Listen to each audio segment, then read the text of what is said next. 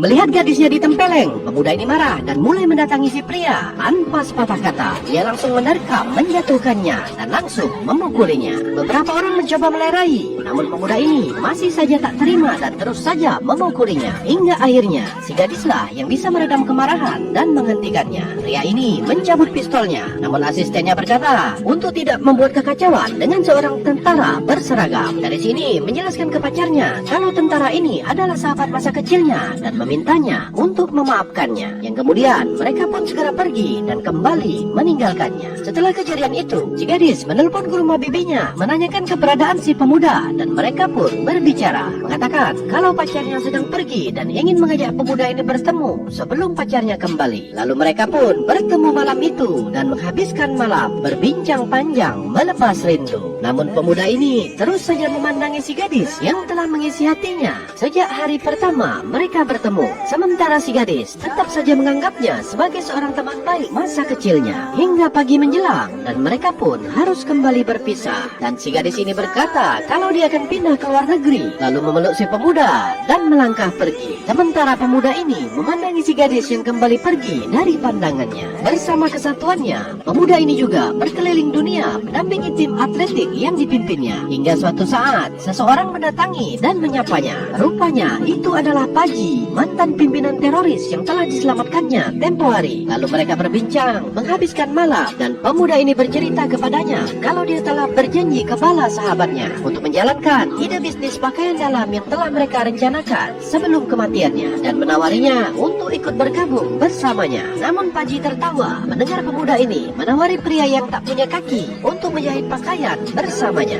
Lalu menjawab sembari bercanda, di saat pemuda ini memulai bisnisnya, maka ia akan mulai menjadi seorang pemain sepak bola dan kembali tertawa. Namun pemuda ini bertekad di dalam hati kalau dia harus mewujudkan semua impian mendiang sahabat terbaiknya.